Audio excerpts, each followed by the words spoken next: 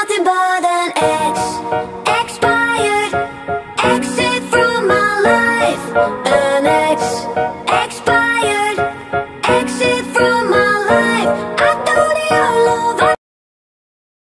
Assalamualaikum warahmatullahi wabarakatuh. Halo rekan-rekan YouTube semuanya, kembali bersama saya. Pada kesempatan kali ini, kita akan membahas tentang sebelum hasil validasi tahap 4 Info GTK, segera perbaiki data kalian agar valid. Mari kita mulai videonya. Oke, jadi apa saja data yang wajib diperbaiki sebelum hasil validasi tahap 4 nanti? Yang pertama, bagi kalian ya, untuk yang menambahkan tugas tambahan utama dan tugas tambahan lainnya, SK-nya itu wajib diperbaharui minimal per 1 Januari tahun 2024. Kemudian untuk tugas tambahan utama dan tugas tambahan lainnya itu wajib diberikan sesuai dengan ketentuan dan jenisnya. Kemudian pastikan data NIK kalian sudah valid Dukcapil. Kemudian juga kalian wajib memastikan data NUPTK kalian sudah valid. Kemudian untuk selanjutnya, khusus untuk ASN, pastikan NIP sudah benar.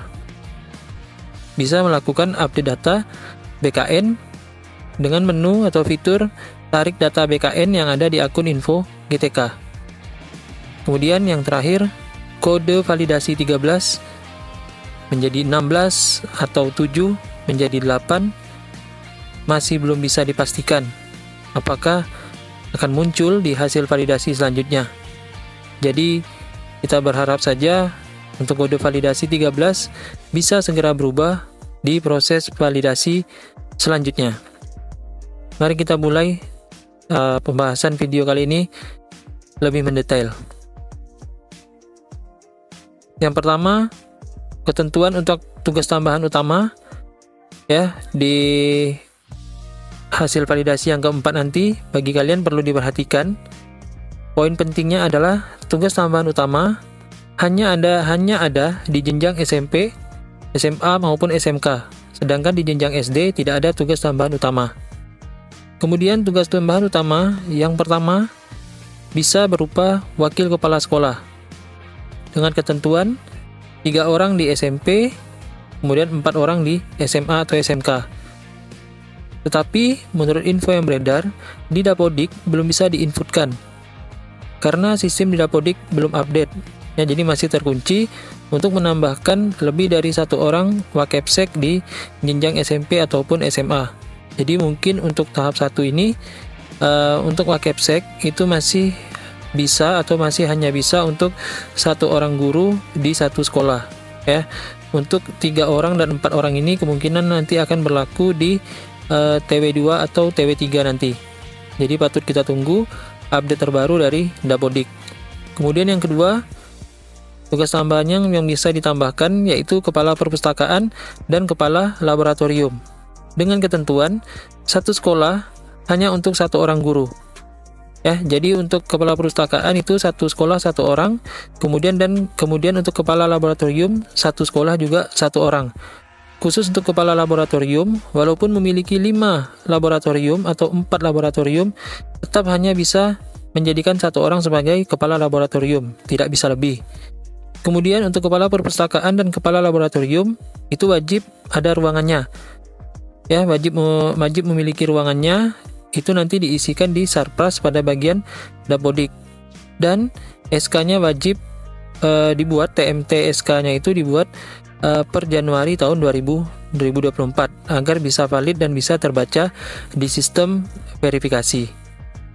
Kemudian untuk tugas tambahan utama bisa mendapatkan maksimal 12 jam mengajar linear. Kemudian tugas tambahan utama bisa diberikan kepada guru yang memiliki 18-23 jam tatap muka atau guru yang memiliki 12 jam tatap muka. Ya, jadi kalau dia memiliki 12 jam tatap muka, diberikan tugas tambahan utama ditambah 12 menjadi 24 jam mengajar linear. Ya, itu untuk ketentuan tugas tambahan utama. Kemudian kita lanjut. Ketentuan tugas tambahan lainnya yang ekuivalensi atau TTLE ya. Untuk TTLE bisa untuk semua jenjang dari SD, SMP, SMA maupun SMK. TTLE ya, di sini saya buatkan atau saya rangkumkan 5 TTLE. Kalau secara lengkapnya bisa kalian lihat di Kemenpan berapa itu lupa saya. Pokoknya ada di dalam Kemenpan yang mengatur tentang TTLE yang diakui sebagai pemenuhan 6 jam tatap muka, pemenuhan untuk TPG guru. Nah, jadi yang pertama tugas yang bisa ditambahkan yaitu tugas wali kelas ya. Itu dapatnya 2 jam pelajaran atau 2 jam tatap muka dengan ketentuan 1 guru 1 kelas ya. Kemudian SK-nya juga dibuatkan, kemudian juga dituliskan TMT-nya di Dapodiknya. Kemudian yang kedua, pembina OSIS sama juga 2 jam tatap muka, 1 sekolah untuk 1 orang guru. Jadi untuk pembina OSIS itu 1 sekolah untuk 1 sekolah ada 1 orang guru yang menjadi pembina OSIS. Itu dapatnya 2 jam pelajaran. Kemudian yang ketiga, pembina ekskul. Ya, pembina ekskul di sini bisa untuk pramuka, ya, paskibra atau kegiatan olahraga. Kemudian untuk 1 guru bisa menjadi pembina 1 ekskul, ya. Kemudian persyaratan yang kedua, minimal siswanya di setiap ekskul itu 20 orang, dan ketentuan lainnya yaitu 1 siswa hanya untuk 3 ekskul, tidak bisa lebih ya. Jadi untuk 1 orang siswa hanya bisa mengikuti untuk 3 ekskul yang ada di sekolah, jadi tidak boleh lebih. Jadi itu yang wajib diperhatikan. Kemudian yang keempat, guru piket mendapat 1 jam tatap muka, yaitu 1 sekolah maksimal 5-6 orang guru disesuaikan hari belajar. Jadi kalau di sekolahnya itu dari hari Senin sampai hari Jumat, ya berarti itu 5 hari kerja, berarti di 1 sekolah itu hanya bisa menambahkan 5 orang guru sebagai guru piket, ya.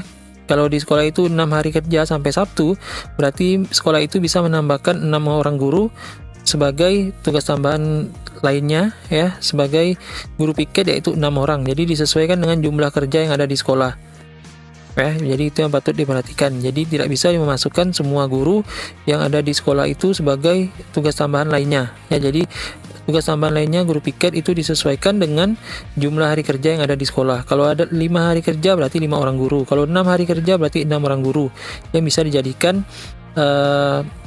tugas tambahan lainnya sebagai guru piket. Kemudian yang kelima, koordinator P5 ya, masih tidak ada perubahan. 2 jam pelajaran untuk 1 rombel, 1 guru bisa 1-3 kelas, maksimal 6 jam tatap muka ya. Jadi itu. Kemudian untuk koordinator P5, khusus koordinator P5 di Permendikdasmen yang baru, koordinator P5 itu masuk ke dalam TTLE ya. Jadi itu yang patut kalian ketahui. Kemudian untuk TTLE itu maksimal mendapatkan 6 jam tatap muka ya, maksimal 6 jam tatap muka, tidak bisa lebih dari 6 jam tatap muka. Jadi seperti itu ya yang perlu kalian ketahui untuk TTLE. Kemudian yang selanjutnya, kalian wajib memastikan data NIK kalian itu sudah valid Dukcapil ya. Dengan ketentuan pastikan data NIK sudah valid Dukcapil. Kemudian yang kedua, untuk mengecek status validnya NIK bisa melalui situs vervalptk.data.kemdikbud ya. Kemudian bisa buat koordinasi dengan operator sekolah untuk perbaikan data NIK jika belum valid ya. Jadi untuk mengecek kevalidan NIK kalian ya, itu bisa melalui situs yaitu vervalptk. Kemudian kalian bisa berkoordinasi dengan operator sekolah ya. Jadi pastikan NIK kalian valid ya, agar bisa tervalidasi di tahap yang keempat ini. Kemudian yang selanjutnya, kalian juga wajib memastikan data INUPTK kalian sudah valid ya. Juga sama caranya, bisa dicek di situs vervalptk. Kemudian kalian bisa berkoordinasi dengan operator sekolah jika ada kesalahan data pada NUPTK kalian ya. Jadi kalian wajib memastikan data NUPTK kalian juga valid agar bisa valid di validasi yang keempat ini. Kemudian yang selanjutnya itu bagi ASN ya. Kalian pastikan NIP kalian sudah benar pada data BKN ya. Di sini bisa melakukan sinkron data atau perbaikan data di aplikasi InfoGTK atau di akun InfoGTK. Silakan kalian scroll ke bawah ya di akun InfoGTK kalian itu. Di situ ada menu tarik data ASN atau update data ASN. Jika data kalian di situ belum benar ya, atau jika di situ data kalian belum terverifikasi. Ya, di situ akan ada tiga data yang bisa diupdate ya, 3 data yang bisa ditarik dari server BKN. Kemudian kalian lakukan konfirmasi di sana. Setelah itu kalian wajib bersabar dan menunggu hasil sinkron data pada hasil validasi selanjutnya. Ini untuk ASN ya, yang NIP-nya atau yang status ASN-nya itu belum terverifikasi di akun InfoGTK. Silakan melakukan tarik data ASN. Kemudian ini yang paling terakhir, yang paling banyak menjadi pertanyaan kawan-kawan, yaitu tentang kapan kode 13 berubah menjadi kode 16. Nah, di sini ya informasinya sudah banyak sekali beredar, banyak dicari tahu, tapi belum ada informasi yang akurat ya terkait perubahan kode 13 ke 16. Kemudian untuk infonya itu belum berubahnya kode 13 itu karena ada 2 kemungkinan. Yang pertama, kemungkinan rekeningnya belum dikirim ke pusat, atau yang kedua, rekeningnya itu masih dalam proses validasi bank. Nah, jadi kita tidak tahu ya untuk kode 13 ini prosesnya sudah sampai di mana. Kemungkinan datanya belum dikirim atau kemungkinan datanya masih dalam proses validasi bank. Jadi patut kita tunggu sampai kapan lamanya proses kode 13 ini. Kemudian untuk pada kode 13 banyak terdapat proses yang dilakukan sebelum rekening muncul pada info GTK, terutama pada data nama bank, kemudian nomor rekening penerima TPG. Dan juga melibatkan banyak pihak dalam proses validasi dan verifikasi datanya. Ini merupakan faktor penyebab lamanya ya kita stuck di kode 13 itu. Kemudian untuk kode 13 ya bisa berubah menjadi kode 16 pada validasi tahap 4 jika semua data rekening TPG sudah selesai dan divalidasi serta diverifikasi oleh pihak bank. Jadi kita patut tunggu ya pada verifikasi tahap 4 ini apakah kode 13 ini bisa berubah menjadi kode 16 ya, karena ini yang sangat dinantikan bagi penerima TPG, terutama bagi rekan-rekan ya yang baru pertama kali akan mendapatkan TPG ya, khususnya yang ASN itu masih stuck di kode 13. Juga ada yang masih stuck di kode 02. Jadi wajib kita tunggu ya, kita sama-sama berdoa agar proses dari kode 13 ini semakin cepat ya, jadi semakin bisa cepat juga pencairan TPG-nya. Nah, jadi untuk yang terakhir ya, kapan hasil validasi tahap 4 dirilis oleh pihak InfoGTK? Jadi berdasarkan proses validasi sebelumnya, hasil validasi berikutnya dirilis setelah 10 hari dari hasil validasi sebelumnya.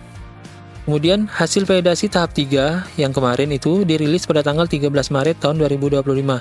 Jika berdasarkan pengalaman sebelumnya, maka hasil proses validasi tahap 4 dirilis paling lambat tanggal 23 Maret tahun 2025, yaitu hari Minggu. Kemungkinan nanti akan dirilis tanggal 24 Maret ya, karena 24 Maret ini hari kerja, sedangkan tanggal 23 Maret ini hari Minggu. Dan semua jadwal ini bersifat tentatif ya, bisa lebih cepat maupun bisa lebih lambat. Kita berdoa saja lebih cepat hasilnya ya. Biasanya pengalamannya itu selalu dirilis di hari Jumat. Kalau di hari Jumat itu berarti di tanggal 21 ya. Tapi kalau berdasarkan pengalaman sebelumnya, dia selalu 10 hari setelah proses validasi selanjutnya. Jadi kita tunggu saja antara tanggal 21 sampai tanggal 23 atau tanggal 24 Maret tahun 2025, sorry. Kemudian ya, kita doakan semoga pada validasi tahap 4 ini semua data penerima TPG bisa valid semua dan proses pencairan TPG bisa terlaksana sesuai dengan yang direncanakan. Amin ya rabbal alamin. Ya, kita sama-sama berdoa semoga semuanya datanya bisa valid dan bisa cair ya TPG-nya sebelum lebaran ini. Jadi itu yang kita harapkan sama-sama. Oke, terima kasih ya atas perhatian kalian ya. Terima kasih terima kasih atas dukungan kalian ya terhadap channel ini ya. Terima kasih bagi kalian yang selalu menyimak video saya, tidak bosan-bosannya menonton video saya ucapkan terima kasih banyak ya. Berkat kalian channel ini akan semakin berkembang. Oke, jangan lupa ya bagi kalian untuk selalu like, share, dan subscribe video yang ada di channel ini agar bisa berkembang ya dan bisa memberikan manfaat bagi kita semua. Saya akhiri, wabillahi taufiq wal hidayah. Wassalamualaikum warahmatullahi wabarakatuh.